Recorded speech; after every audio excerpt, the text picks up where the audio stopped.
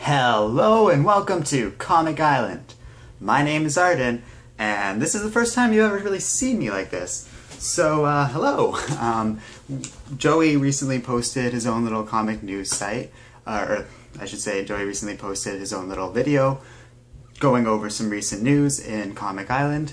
I am not doing that, but we thought it'd be a good idea for me to introduce myself on screen just like him. So here we are. Here's my boring room. Nothing really exciting in the background, but there you go. I just have to go with what technology we have. Hopefully the quality of this is okay. I'm using my professional mic, but the pop filter's off, so, and I'm unscripted, so that's why there's going to be pausing and weird little moments like that. So what I want to do for these videos is I want to have like a different new format to try and use for this sort of thing without really interfering with the existing content we already do. So I don't really want to cut into the week-to-week reviews, nor do I really want to mess around with our origins and bios or top 10 videos. So every Sunday I'm going to review some comic book stuff in outside of like comic book media, so like television shows, movies, or video games. And to start off with this, I wanted to do the Green Lantern, the animated series. It ran a while back, I think it was 2012 or something like that. Let's see here. Oops. Now I'm moving everything.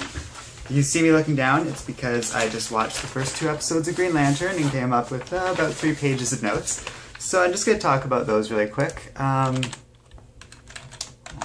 whatever.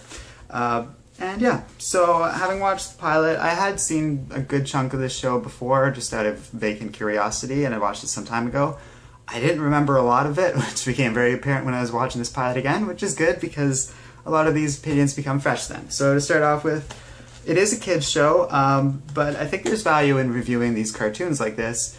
For one thing, a lot of kids shows, especially these days, do have value for both kids and adults. There's like great shows out there like Avatar: The Last Airbender, things along those lines, which are really stellar, good quality television that I do recommend. So it's worth holding standards pretty high with these things. I'm not really going to review it critically like I would, say, the Green Lantern movie, which we all know was a little underwhelming, to say the least, but it is worth talking about at least a little bit. So that's enough prelude stuff. But it is like the kid's first introduction to the Green Lantern. Really apologize if you heard that. That's just a little bit of our dryer going off. But anyways, so the first thing I noticed right away was, well, okay, let's go over the story. So it starts out, Hal Jordan is flying around in his fighter jet. He gets reprimanded by Carol for being Hal Jordan, basically, and then he winds up getting a call as the Green Lantern.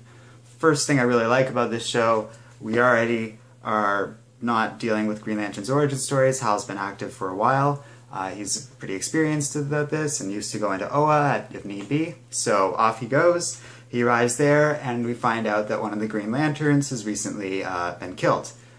Which is really cool. Again, I'm impressed with this show's ability to just say like, oh yeah, he's dead, someone died. Like, they're not pulling punches like they do in a lot of other kids shows, which I think is really great. So Hal's like, oh, we have to do something about this, but it exists on the frontiers of the galaxy, so it would take him like 18 months to just fly there with his ring. And the Guardians don't want him to do anything about it, so that's about it. Ganthet then takes Hal Jordan and Kilowog and shows them that they have this really advanced spaceship, which is powered by a Green Lantern battery and could be used to travel that far in a very short period of time. They wind up stealing the ship. The ship's name is Aya, which is what Hal Jordan nicknames the ship's artificial intelligence, but it is quite an intelligent ship, and pretty soon they're off to the frontier. There they encounter another Green Lantern. I forget his name, but it's not important.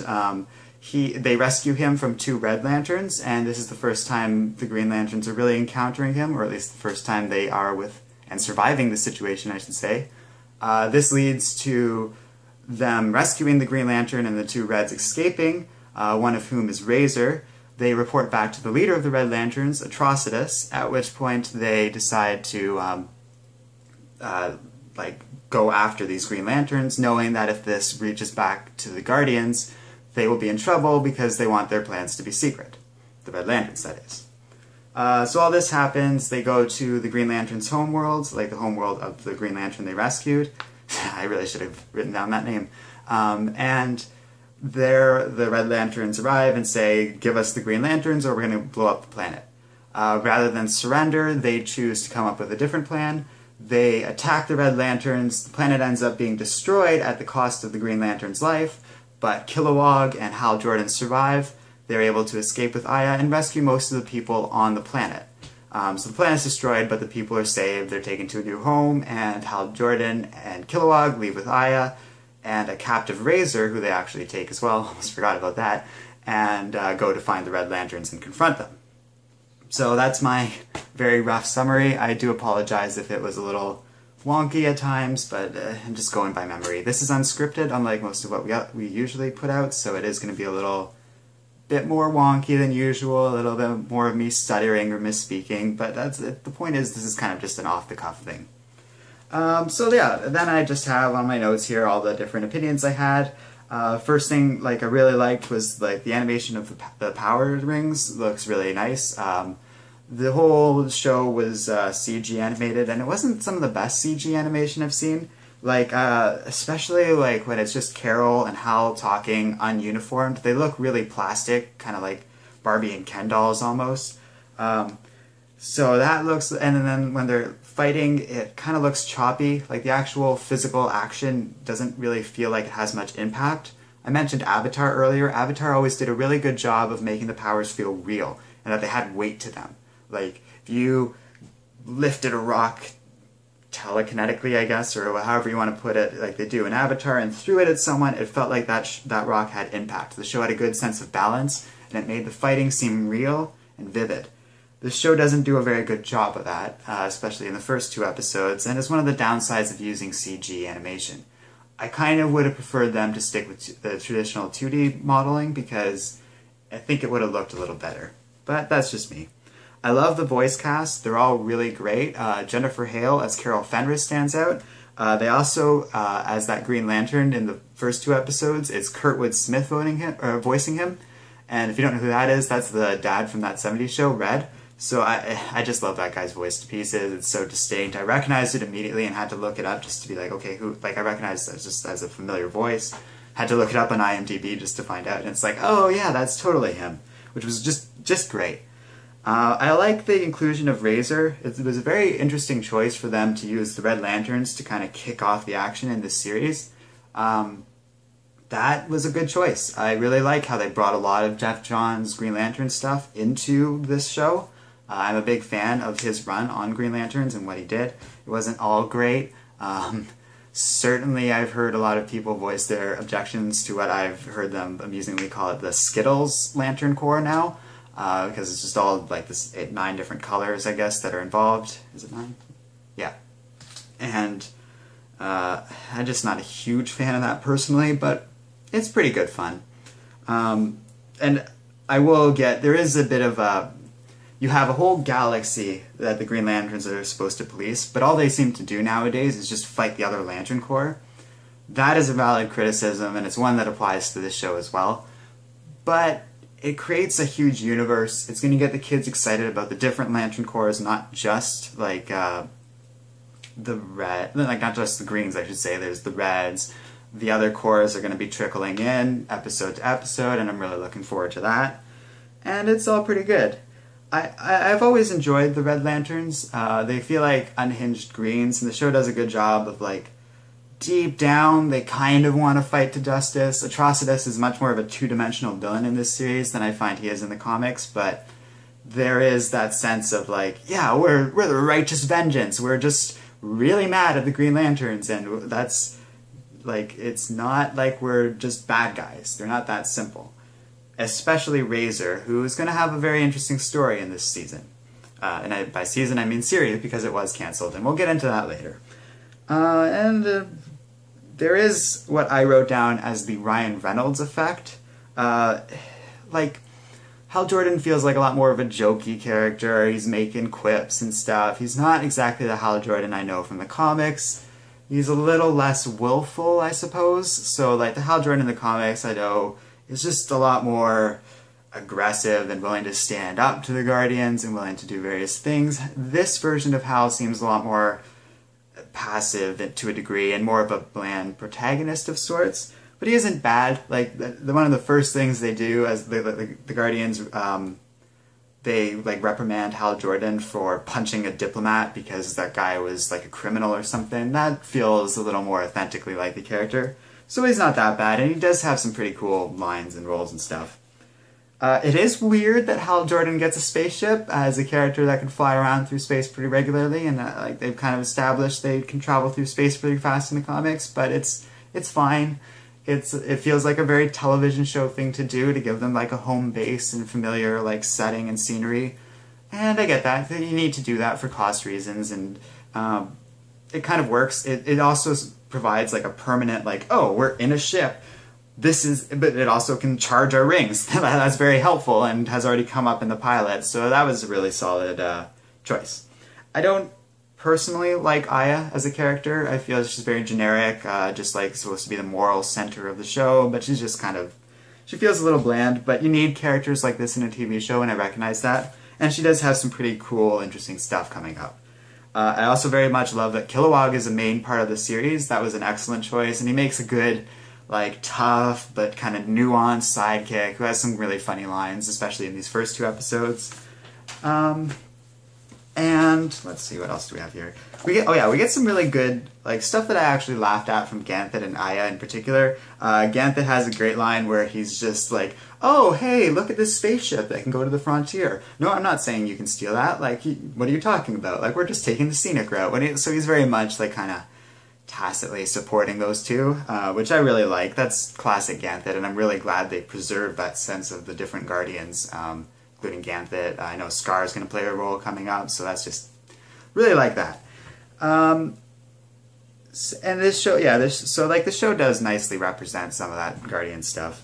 And I've said all this already.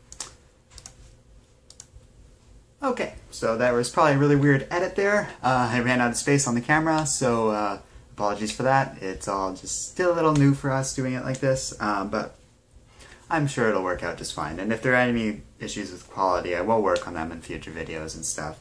This is very much kind of a test run, so we'll see how it goes. And anyways, moving on. So I really like that Hal very much is like a renegade without a cause. Like, they did keep that whole attitude towards the Guardians, where he's like, I'm not gonna do what you say, and they're like, oh, you Hal Jordan. Like, the Guardians, as I put, might as well be sitting behind a desk asking Hal to turn in his gun and badge, because that's what they feel like. Like those old police sergeants who are like, Hal Jordan, you've crossed the line this time. We're gonna come get you, even though you're definitely going to save us later on. But it's all good. It's kind of part of that good dynamic for a kids show. I wish it wasn't quite so cliched, but the show does have a good habit of taking stuff that other shows usually do and putting its own little twist on them. So in the case of Atrocitus attacking this planet, a lot of other shows would have them save the day and everything would be happy, but no, the planet does get destroyed, and at least a couple people do die because of all this. Most of the people are saved. It's still a kids show, but they are willing to show consequences, to show that there are real stakes to this story, and I really appreciate that. Atrocitus is the one character I don't feel is well represented.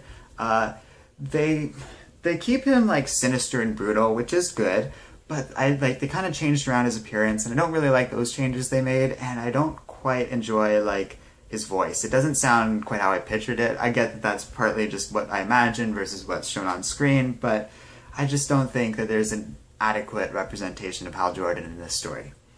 Or, not Hal Jordan, Atrocitus in this story. So he's a little less growly than I pictured him, and he's just, the Atrocitus I know in the comics is kind of a bad guy, but he is very much motivated by a real reason, and a very valid reason, to dislike the Guardians of the Universe. That is, to a degree, like, retained in this series, but he feels a lot more brutal, a lot more willing to just wipe out a planet full of people just to set an example.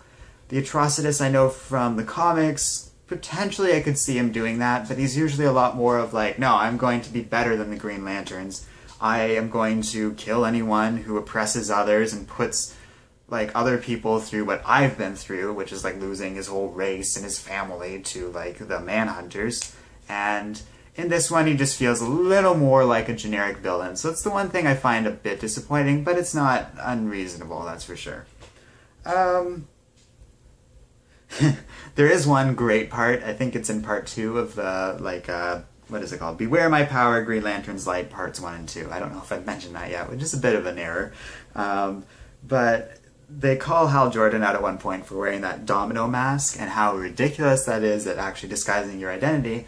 And even more so, and I never really thought about this too much, he wears the mask out in space on the assumption that he's going to run into people from Earth, I guess, and they're going to recognize him on planet Oa. And like, so obviously there's a bit of a ridiculousness to it, and it's just kind of part of his costume more than anything about a secret identity, and it does kind of add to the silliness of it. But at least they called it out, and they called it out in a way that was better than what they did in the Green Lantern, like, live-action movie.